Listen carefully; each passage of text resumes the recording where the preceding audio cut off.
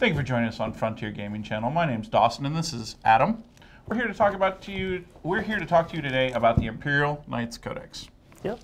This is new from GW. We have a ton of new units, a ton of new everything. Were you a Knights player before? I was not. I'm actually a Tyranids player. I've been playing Tyranids for quite a long time. I picked up a Knight model a little while ago from a friend, and I thought it was awesome. And they're pretty awesome looking. And then got news of the new Codex, and I got excited. So I'm pretty much the same case, except for I just picked up all 5 of my new Knights all at once. So we're here to talk to you. We're both fairly inundated in the current competitive community. Adam plays in a lot of the ITC tournaments, and I've been known to do a few things in my time. Real quick, so let's just talk about some of the new units that we've gotten. We got the new Armature Hellruns and Armature Warglaives. What do you think of the Hellrun?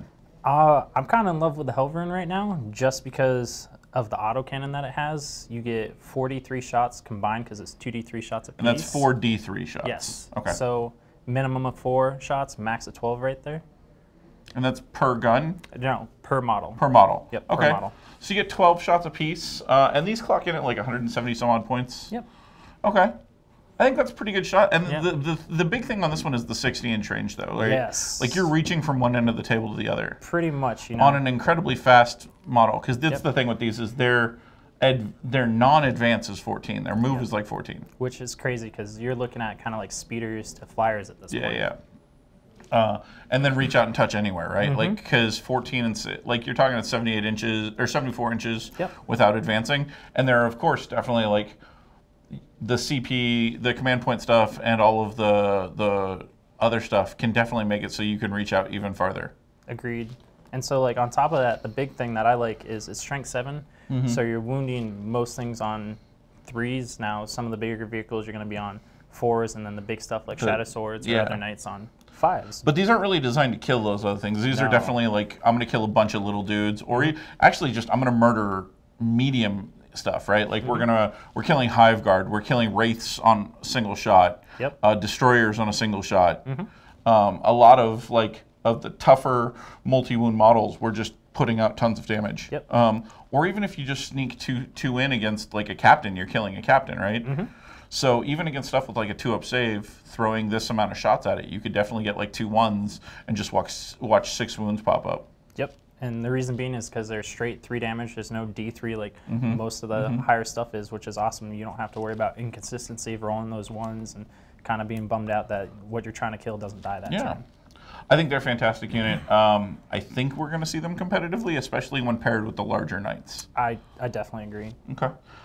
Their little brother, or I guess their twin brother, is the Warglaive. And the Armature Warglaive is more of a close. So the Hellrun comes with a double autocannon on either side, so it's just shooting. It's got like a kick, but it's not a very good kick. No, there's nothing to it. Nowhere near the regular Knight Stomp. No. And then the Warglaive, though, comes with the sword and like a thermal cannon or something of that nature, right? Kinda like it's a melta gun. It's right, like it's a multi-melta equivalent, kind of. Pretty much. It's like the in-between of a multi-melta and a thermal cannon, because you get D3 shots. What is it? It is 30 inches, but it's basically a melta gun because it's strength 8. And it's doing the D6 damage with the like if you're close, roll 2 would take the highest. Yep, at half range. You can also equip these guys with the melta gun, which I really like, since the whole idea is to get them in the face. They have a little baby sword. The baby sword's really cool because you can do like 1 hit. It does 3 damage. Yep. Or you can do a sweep, which is going to do like 1 damage to everything in front, to a bunch of things. Yeah, because you get 2 hits instead of the 1. Yeah, so it's kind of like a mini version of the kick, right? And I think they're both really good units. Once you add the melta gun, the Warglaive kicks up over the Hellrun. Yep, just by minimalist like 10 points or something like that. I think the point difference is maybe 3 at that point compared to a base. Try not to get too pedantic with the points. But I think these are fantastic. They come with stubbers, just like every Knight, right? But for their price points, I think what you're going to see is like packs of these things running around, right? Like the only concern I have with them is the rule that says we don't get CPs for them, basically. And what this rule specifically states is that in a super heavy detachment, you do not gain CPs unless you have 3 Dominus and or Questoris class. And the Dominus are a new heavy class. Yes, those are pretty awesome right now too, all But on their own. I think we're going to jump to them next, but I do want to, I think that what we're going to see is a bunch of these little guys. Oh, I agree. And like, I think there's even places where some people are going to just say, screw it, and bring them no matter what, whether they lose the CP or not. Because I think that there's places where if you're running like the guard CP farm, or something of that nature, or even if you just run like a Space Marine contingent, right? And you bring like the Blood Angels battalion with the super captain, right? Like that's really popular right now, and like that gets you 5. Spending the like not getting any out of there, and then whatever you pick up from your next one, you're still only looking at like 1,500 points or whatever. You could still do something nasty with the background. And a little rule that they got is it's kind of like the Carnifex rule, if anyone's familiar with it. It's a vehicle squadron, so when you set up the unit, you can have 1 to 3 models in the unit. When you set them up, they have to be within 6 inches of each other, but from then on, they basically become their own unit. So you can kind of skip the rule of 3 with that one, and on top of that, you can kind of get a nice little bump in them as well. They are fantastic. So skipping through the Questoris Knights, I want to take a look at the Valiant and Castellan, which are the Dominus class. These are slightly larger, but not as much as they were made out to be. No. A lot of people were saying these things were going to be huge. I mean, you've built both kinds of knights. They're only like not even an inch bigger. No, it's really not. The biggest thing that make a difference is the weapons on top of their back. Yeah, and that's the big deal, right? Like that's actually where we're getting the inch. Is basically it's a knight, and then it's got the missiles and the cannons up on top. And we've got 2 different types. We have the Castellan, which is the like long range, anti everything. Yeah, for sure. And then we have the Valiant, which is the short range anti everything. Like these guys they're clocking in at like 600 points apiece. You're paying a lot for them, but they put out a lot of firepower. They do. They're a workhorse, and they're definitely worth it, in my opinion. I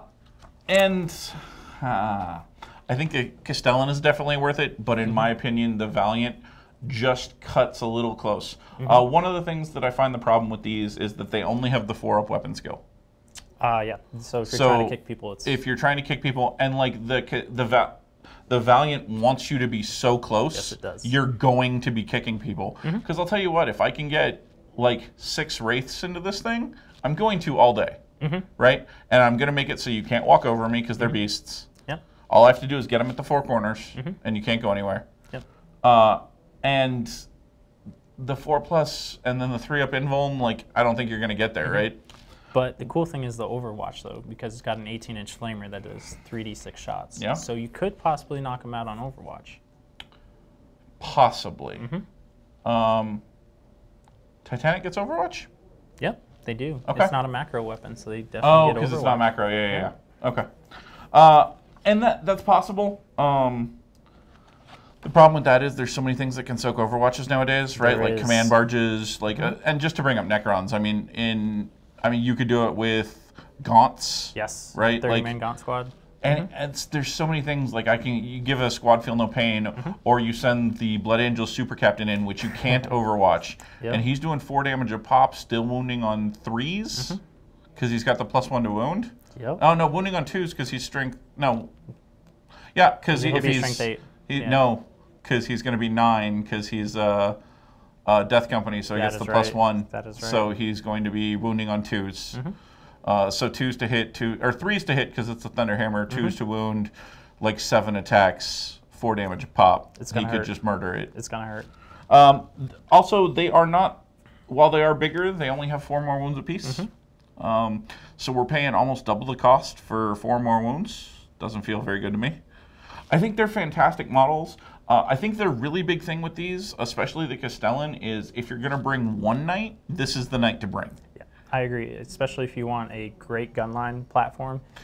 Yeah, like if you're building like a traditional like style guard list and you want to bring like one knight, or you're bringing your Marines and Guilliman and you want to bring one like just super big anti-everything guy, I think the Castellan is a super good choice for that. Oh, for sure. I think the Valiant is going to see play in... The places I see the Valiant doing really well are actually like APOC and things of that nature, right? Like fun games.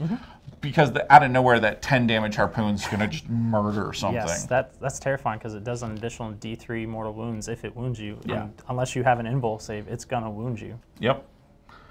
because I believe it's what, -6 AP? Yep, it's -6 AP, so you don't get an armor save No. at all. It's The straight other through thing it. to talk about with these guys is definitely the missiles. Agreed. Because these missiles are game changers. Yes, it terrifies people. You've used these. I have. Did you manage to kill out a character with one? I did. I knocked out a Cryptek. Because what the missiles say, and the big thing that's important with them is they are no line of sight.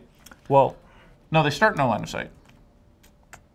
And then you spend CP to make it so they ignore the character rule.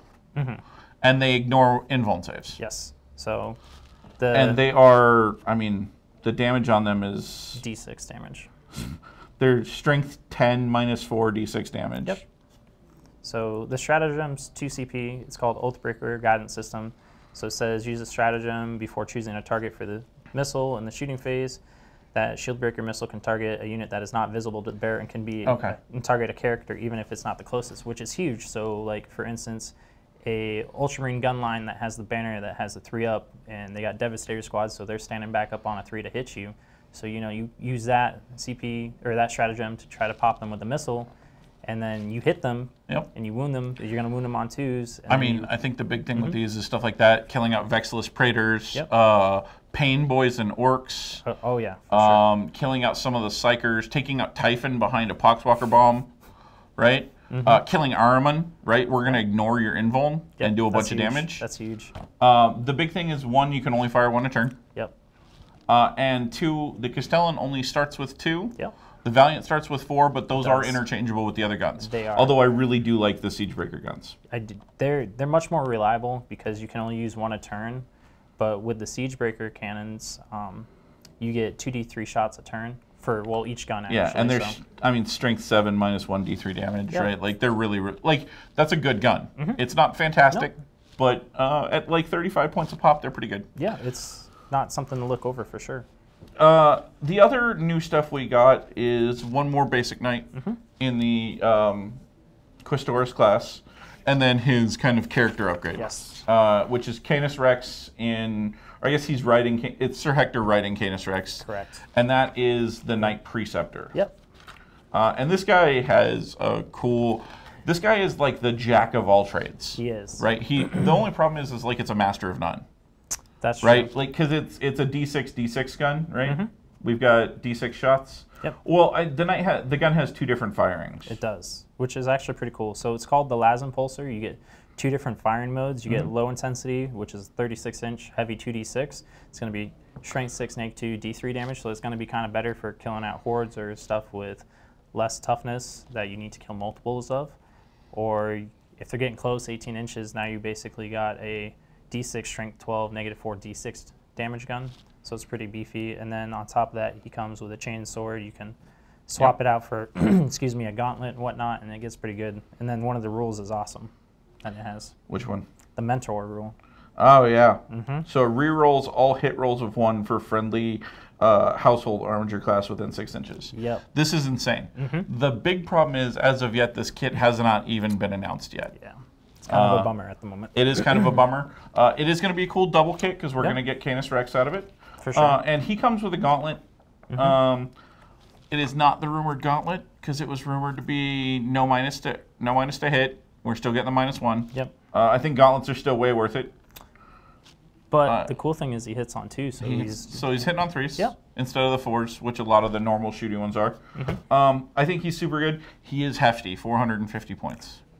Yeah, but kind of a cool thing, though, is if he doesn't explode, Sir Hector can actually pop out, and you don't get any points for killing that knight at all until Sir Hector's dead. And since he's a character. Not only that, he's a character, so if you can surround him, he's hard to hit.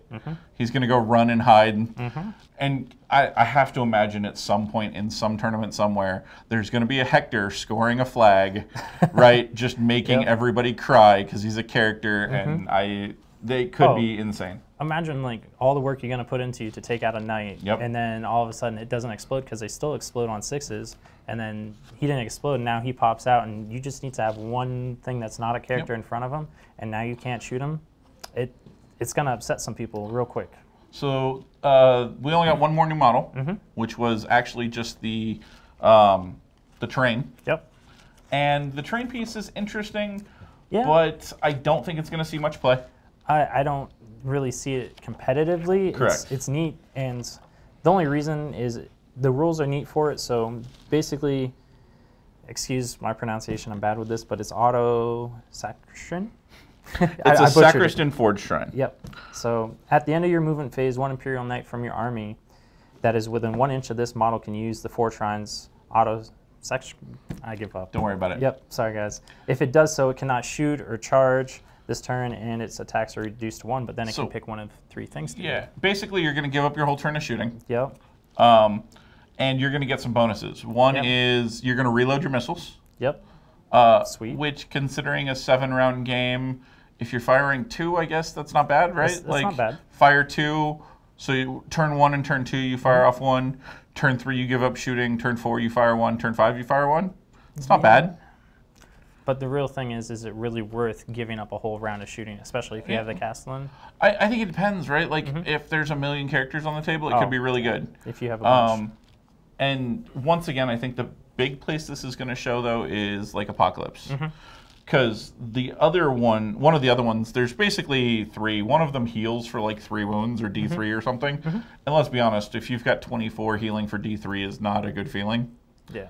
But the other one's really important in that it says all of your rolls for your weapon next turn are just maximized. Yep. So if you've got 2d6 shots or 2d3 shots, you get 6 or 12. Yep. And that's actually in the same one as getting the missiles back, too. Yeah. Yep. So that's actually nice there.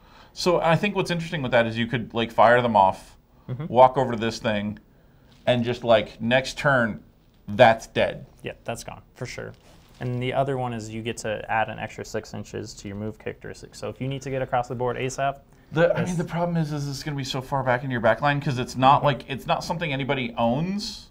But it can't be targeted either. It can't be targeted. But like, I can surround it. I can use it as it's still terrain. I can be all up on it. It's got rules. It's got special rules for climbing it because you have to use the ladders. Yep. Which why you have to use the ladders, I don't know. I don't know. But at 80 points, I just don't think it's going to be taken very much in the competitive sense. I don't. If you could sit down and shoot it at the same time as getting the buff, then I think 100%. I would take it, but it would probably have to be like 180 points. Yeah, for sure. Other than that, we have all the other knights. You have your paladins, your gallants. Ooh, gallants right now. The gallants are important because the gallants got the +1 to hit, so they're all 2+ in melee. Yeah, that's which is terrifying. a big deal. Yeah, means the gauntlets are only 3s. And one of the reasons that at least I'm so hyped on the gauntlet is definitely the stratagem, right? And it's like a force choke stratagem. Basically, you're going to spend if you hit something with a gauntlet. Yeah, I don't think you even have to hit with the gauntlet. You have to have attacked it. Correct. You would just have to have attacked it. So you could swing with the sword or the stomps. As long as you have the gauntlet equipped, you spend a single CP and you do D3 mortal wounds. Yep. Then we're going to roll off. Strength versus strength. I have an 8. You have less. More than likely. And you can only do this to single model units, to be fair. Hello, Gilliman. Hello, Gilliman. Hello, anything. Hello, Super Captain. Flyrants, right? Captain. Custodes Captains, right? Like all of the Flyrants. Yep. And a lot of those are like Strength 6. So you're like... You get a 2+ automatically right off the bat. Pretty good ahead of it, right? +2. And now you're going to do D3 mortal wounds. Yep. It's going to hurt. And then we're going to roll again. And we're going to roll until you win. Or I win. Well, we're going to basically either you're going to run out of wounds or I'm going to win. Yep. Right? Like that's, or you're either going to win or run out of wounds. Yep. That is the rule. It's fantastic. Yes. And I think we're going to see a lot more fists. Yes, because basically what happens is as long as the knight player rolls higher, you're just going to keep eating the D3 mortal wounds. But if you match the roll plus the knight's strength or exceed it, then you do break free. But it's going to be hard at that strength 8 to really get past it. Yeah. And I think it's nuts. But other than that, the knights have all basically remained the same. Points have gone down on the base chassis. Yep. You're looking at 354 for a gallant out the door? Yep. That's pretty cheap, and they get an extra attack too. It's weird to me that everything came with the heavy stubber, and like you don't have to pay for certain weapons, but you have to pay for the heavy stubber. I know it's funny. It is like the Castellan's weapons, like the Valiants. The first night of doing the math, I was like, "This is weird." Oh, all of my math is screwed. But but it's only a couple points. So I don't want to go over all the households, but I think that they're super important to talk about. They are, for sure. I think that there are 2 Imperialis ones, although you really like... I'm kind of torn on 2 at the moment. Okay. Well, I'm going to go over, I think Taran is super important to talk about. Yes, Because I think agree. one of the things we're going to see a lot of is 3 Gallants House Taran with a Warlord trait to make them faster. For sure. And what House Taran does is it gives you an additional d6, discard the lowest on charge and advances. That's good. That's real good. I mean, this is going to guarantee charges a lot more often. It is. It means that you don't have to spend the CP on rerolling because we're on low CP here, talking about the thing from earlier. Yep. Especially if you're running straight knights. Yeah, sure. if you're running straight knights, you cannot get more than 6 CP. Yep. Period. So I think House Taran's super important. And then the other one I have to mention here is House Hawkshroud. Yep, that's huge too. House Hawkshroud states that you do not start deteriorating on your wound profile until you are half of... it's actually really interestingly worded, but the way it works is basically instead of deteriorating at the halfway point, you're deteriorating at the quarter point. So basically until, what, 6 wounds we're not taking? Yeah, because that'll be 12 wounds, and that's right as you're starting to degrade into the middle tier. And that's insane. Yeah, because it's like, oh, look, you took, 13 wounds, you degrade. No, No. sorry, I don't. I'm going to still keep fighting normally. There's like a world, if you're taking nothing but knights, where they have to do like 90 wounds before you start degrading. That's insane. Especially against T8 with a 3-up and a 5-up envelope. Yep. So I think those 2 are really important. Which 2 are you looking at? So right now I'm kind of looking at House Raven, and I like this because models with this household tradition do not suffer penalties to their hit rolls for advancing and firing assault weapons. Well, furthermore, during a turn in which a unit with this household tradition advances, all of its heavy weapons are treated as assault weapons, which is awesome because pretty much every knight weapon is heavy. Yeah. So they become assault weapons, and now they don't suffer. And there's no minus. So you're hitting on 3s with your assaults, you're super fast. I think this is really crazy with those Hellruns where you're getting 15 to 20 inches a turn in movement, right? Like plus reaching 60 inches, we're just going to reach out and touch you from anywhere. And say you happen to get the Warlord trait that gives the extra 2 inches too.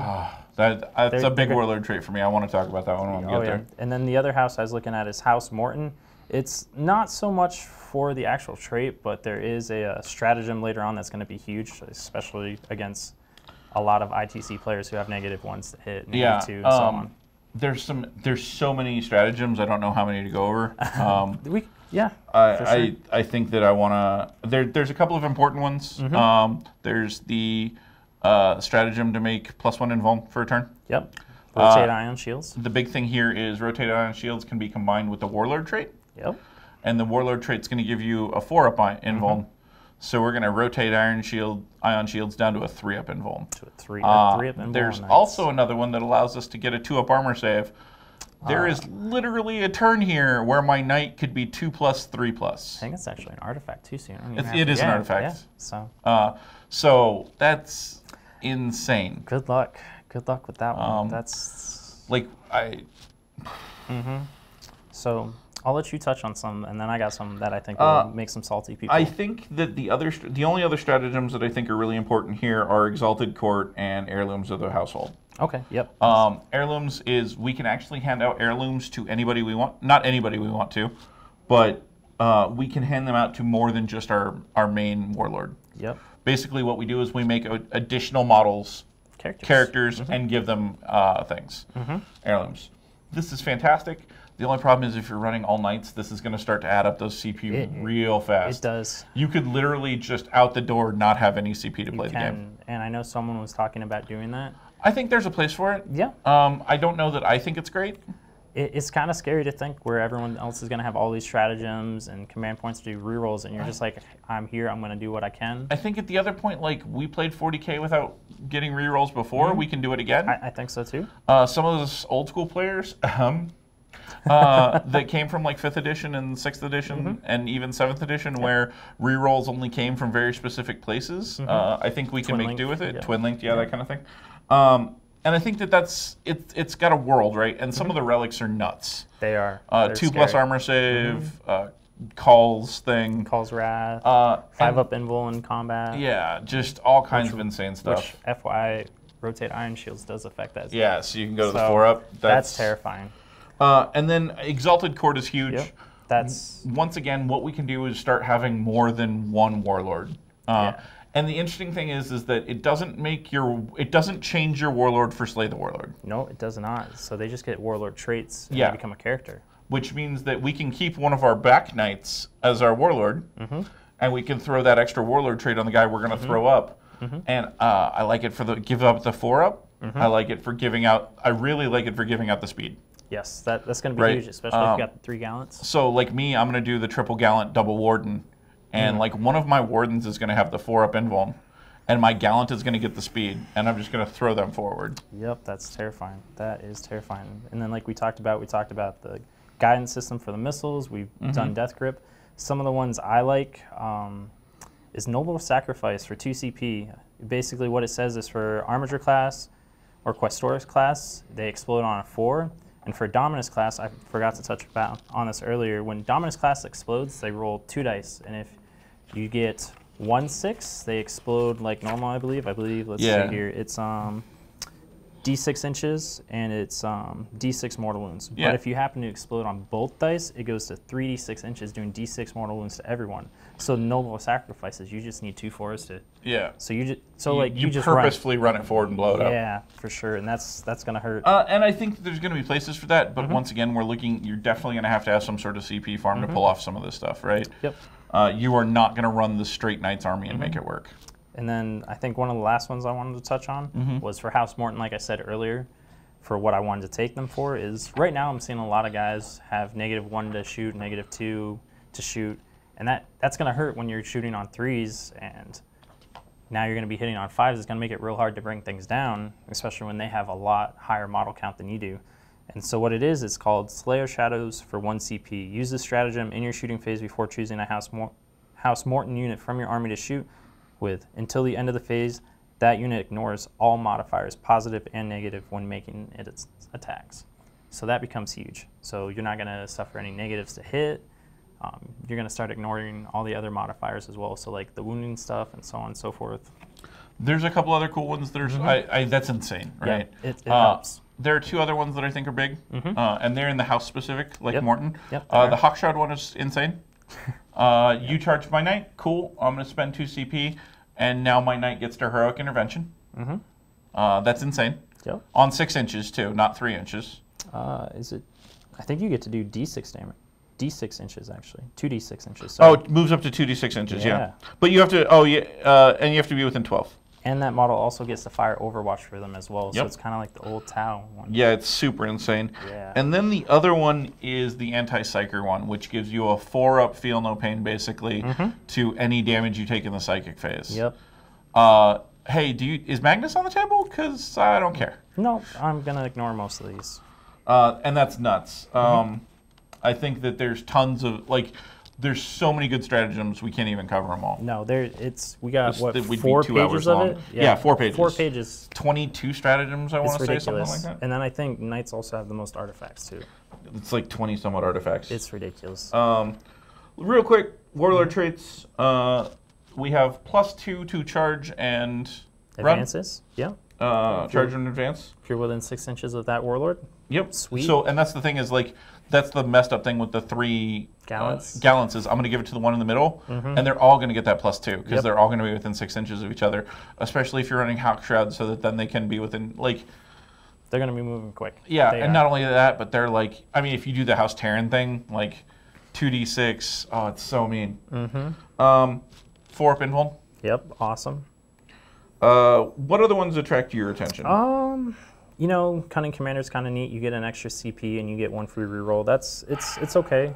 I mean, the interesting thing is it's free. Yeah, it's free. Well, no, think of it this way. I can pay a CP to get that one, and it doesn't cost me anything. Yeah. So, if you aren't taking any of the other ones, taking this one on something that just to get 1 free reroll isn't bad. It's not bad. Or if you start out that way, you get an additional CP, so then you can get a second one for free. Yeah. I guess another one that I like was Morton's. Subtract 1 from hit rolls for attacks that target your Warlord outside of 18 inches. So now you're going to do a -1, and Gotta set that guy in the backfield. This is the interesting thing is we get 6 normal ones, and then we get another 1 per household.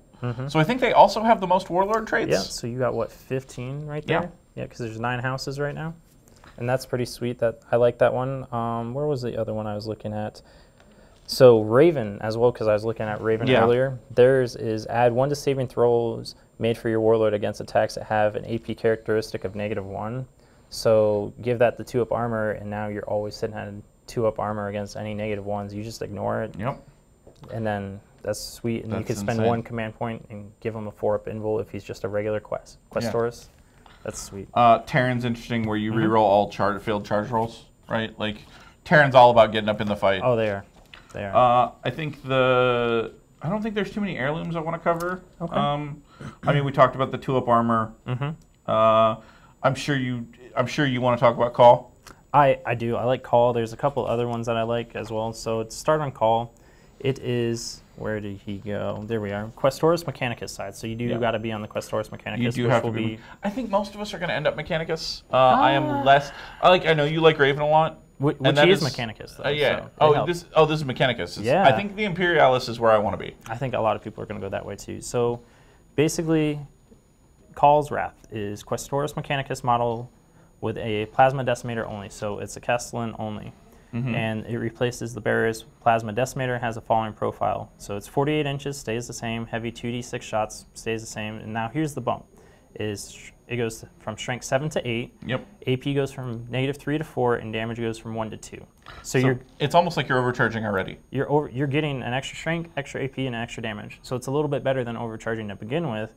And then I mean, that's what the average overcharge is on plasma. Yeah, but you just don't get the extra AP. Sure. So it's nice. Yeah. And then if you do overcharge it, you are going to go to strength 9, and you're going to do a flat 3 damage, which is going to be sweet. But you do take a mortal wound on a hit roll. Oh no.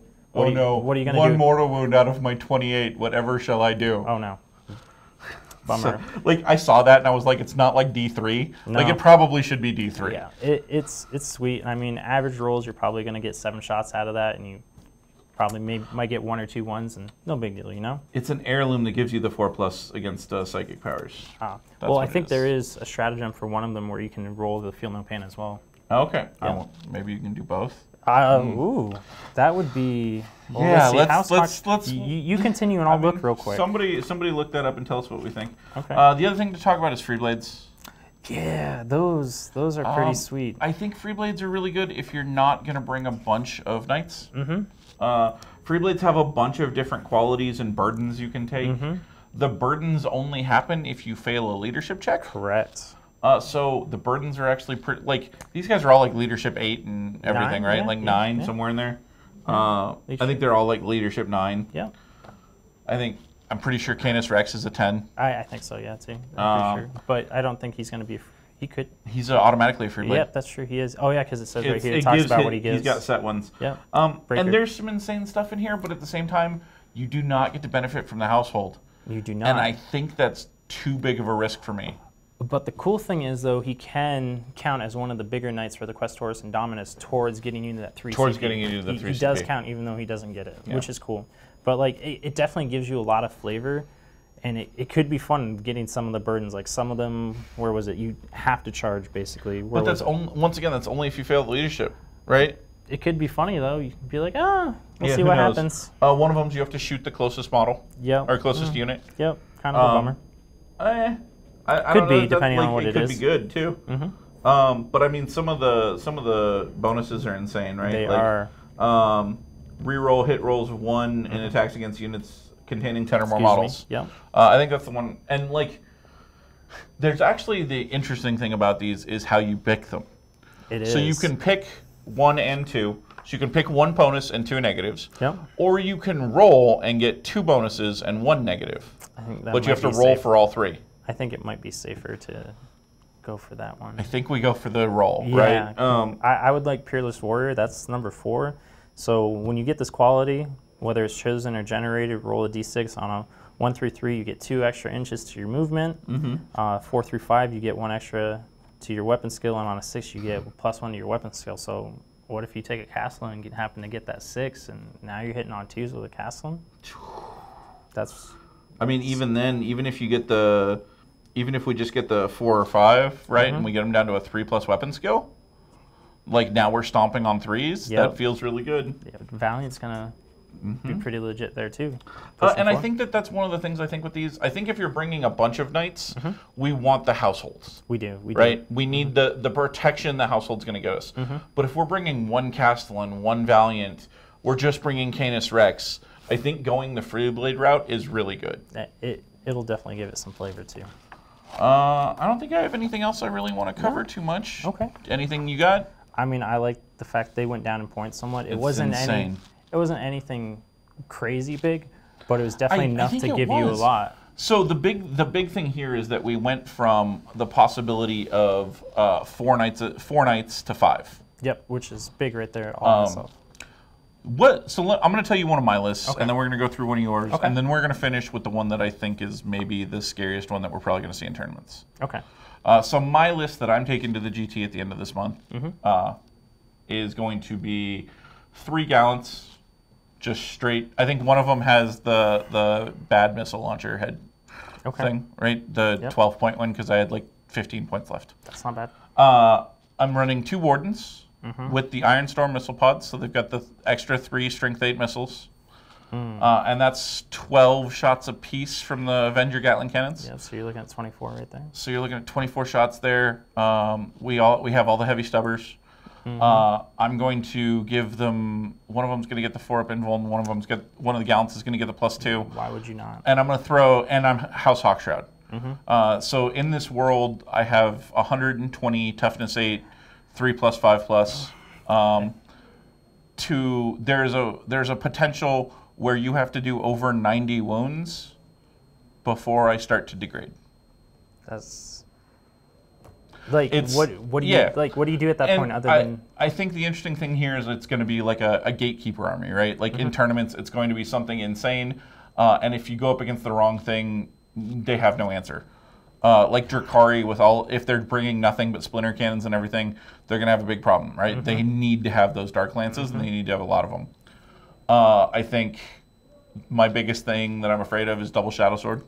Yeah, that could be rough, but I mean, I've only really dealt with one at the moment. I've heard of someone bringing them, but I think once you start bringing multiple Shadow Swords, you're really running into the issue of losing so much on the other end of it spectrum, where if you're not going to fight a Knight player, you're not going to be able to go grab objectives. I also think the interesting thing about it is like, yeah, 1, you're not going to be able to get 2 objectives. 2, if you decide you want to be cute and outflank one, you're actually going to give me a turn of not shooting at me? Yeah, and what happens if if there's just that one Shadow Sword, you kill that one Shadow Sword, and you happen to do work on the rest of the army? That's the thing is, I might make the charge turn 1. If you mess up, and I get to charge into dudes, like if I get to charge into guard turn 1, you're gonna be dancing. And then walk over them? You're going to be dancing, though. Yeah, come on. So that's my list that I'm taking. You've got one coming up too. Yeah, I played around with it once so far. I played against a Necron player friend of mine, and it was an IG battalion. I took bare bone because I've never played IG before, so I wasn't sure exactly how to go with this because I've seen some nasty IG. But we're going to pick up the mortars, yeah. I think I might pick up some mortars because they do work. But right now it's 2 company commanders battalion with 3 of the infantry squads. I didn't decide on what I wanted for their traits. I mean, these are a CP battery and backfield scoring. Because I gave it the Warlord trait and the relic to get the CP back on 5 from myself and my opponent. So right there I got 5 CP plus the 3. And then I was actually able to fit in 3 of the bigger knights to get the 3 from there. So I was starting at 11. So from the knight side, I had the Castellan, and I gave him the Warlord trait for the 4-up, and I also gave him Call's Wrath. Because I love that. And I stuck them in House Raven, and I also put in a Crusader Knight and a Warden. Crusader and has the Crusader, you took the Avenger Cannon. Yep, you have to take that, and took the Thermal Cannon as well. Cannon. I think that's the best loadout. The Battle Cannon's expensive. It is. And I don't know that it does as much work as I want it to. Yeah, it can, but it's one of those hit or miss because it is a varying shot weapon. And those, I prefer consistency. I do too. And then I also took 2 Hellruns, and those worked really well against my Necron friend because he had destroyers, he had wraiths. What was your 3rd big knight? 3rd big knight was the Warden. The Warden, okay. Yep. So we had 2 Avenger Cannons. Yep, so 24 shots there. And that's insane. Yep. One thing to mention is, sorry Knights players, we did not get the double Avenger cannon that's still chaos only. Yeah. But no, the Hellruns worked great because he had 2 units of destroyers, he had a unit of wraith, and so I ran around a building and was like, I'm gonna shoot those wraiths, and I think I got from one dude I knocked out 5 wounds and he failed 2 of them. He's like, well, how much damage? I'm like, you failed 2, and he's like, yeah. I'm like, you lost two guys right off the bat, and he's like, it's not 1 damage because it's only -1 damage. Yeah. And I'm like, no. He's like, D3. I'm like, no, Nope. it's straight 3, and he was like, oh. Yeah, it's kind of poleaxing to just hear 3 damage from something that doesn't look like it's going to be that big. No. I think Hellruns are going to be nuts. I'd really like to see more. I don't know that they make any of my competitive lists right now, but I think that that's because I haven't quite decided to build around them just yet. No, for sure. I think we got a lot of practice to do before we really nail out a good list, too. I think I've got a good one. Great. I can't wait. So I do have what I think is probably the best list considering the current meta. Okay. We're going to run 3 Gallants. Yep. We're going to bring our company command squad. Or we're going to bring our Imperial Guard Astra Militarum. Allow me to correct myself. I'm old. We're going to bring the Astra Militarum. 2 company commanders. He's going to get the Warlord Trait and the Karav's Aquila. We're going to bring the 3 squads. I think I couldn't take mortars in them. Okay. I wanted to, but I had some points issues. Have them split up in some nice other areas, though. Yeah, because I brought 2 Griffins. No line of so sight those shooting. are the 48-inch, 2d6 drop the lowest for number of shots, no line of sight, no cover. That's because there are weapons that have no line of sight that you still get cover saves on. And so I get 2 of those. I get my 3 Gallants, like I talked about, and then 3 captains on Dawn Eagle jet bikes. Great custodes, yeah. Shield captains. Hold on, and I get the Vexillus Imperator, which gives me the 5 up invuln on my guard. Great. And so I've got 3 custodes hiding behind knights. So you probably don't get to shoot them. Yep, probably. The knights are all House Taran, so they're all super fast. Yep. The custodes are just as fast because they're on the stupid bikes. And they have plenty of shots for hordes. Yeah. And to get rid of the screen if you're Not trying to only get those that, gallants but in. what are you going to screen my knights? Go ahead. What, like, I get to charge you with knights in a screen? Thanks. I'm not afraid of your Overwatch, and I'm going to stomp you out. So, something we forgot to mention, though, is knights being vehicles and whatnot and being on the Titanic scale, if someone runs up into a building, 2nd or 3rd floor, how are you going to hit them in hand-to-hand? This is a big deal, and you're correct. So we did get a stratagem that lets us punch into buildings. Yes, it's called Devastating Reach. So, sorry to backtrack a little, guys. No, that's good. It helps a lot because running 3 Gallants, you're like, well, how is he going to punch someone if they knock out the rest of your army and they hide in the building? So, for 1 CP... Bro, I got heavy stubbers. I don't think they're going to do the work you need them to at that point. You never know. Okay. I used to do it with Stormbolters all the time. So use this stratagem in your charge phase. Choose a Imperial Knights model from your army that has not yet charged, and then choose 1 enemy unit that is entirely on ruins or a sector mechanicus structure, and none of its models are on the ground floor. As the target of its charge, if your model can end its charge move within 2 inches horizontally and 6 inches vertically, that enemy unit, the charge is successful, and you can make close combat attacks against it in the ensuing fight phase. All hit rolls made using Titanic feat automatically fail. So you can't stop, which makes sense. Which makes sense. There are a couple of problems. One, if it's not the Mechanicus strain piece or Ruin, you can't do it. Yeah. And I wonder if we're going to see like an ITC FAQ on that, right? Because what ITC is going to want to do is they're going to want to make it available for anything that's a building or anything, any 2nd floor, right? Yeah. But I think most people are agreeing that they are runes, so people can try to hide inside and get up there. Yep. And I think it's going to be good, but I think that's definitely something you want to approach with your opponent beforehand. Yes, definitely you don't want to have a lovely dispute mid-game. Try and handle those beforehand, guys. Yes. Life pro tip. They do help later on, but that's huge because before, like, I was running Carnifexes and my friend just jumped his guys up into a building. I couldn't do anything. I mean, I wasn't running Screamer Killers because I was short on points, so all they had was Scything Talons, and I was just like, well, what do I do at this point? So I just sat there, and I'm like, well, this is fun. But I think that about covers Knights. Yeah, I think that's a good start. I mean, I'm excited. They look great. I think they're going to kick butt real hard, and it's going to shift things pretty quick. All right, ladies and gentlemen, thank you for watching. If you could give us a like or a subscribe, we'd really appreciate it. Have a good evening. Thanks, guys.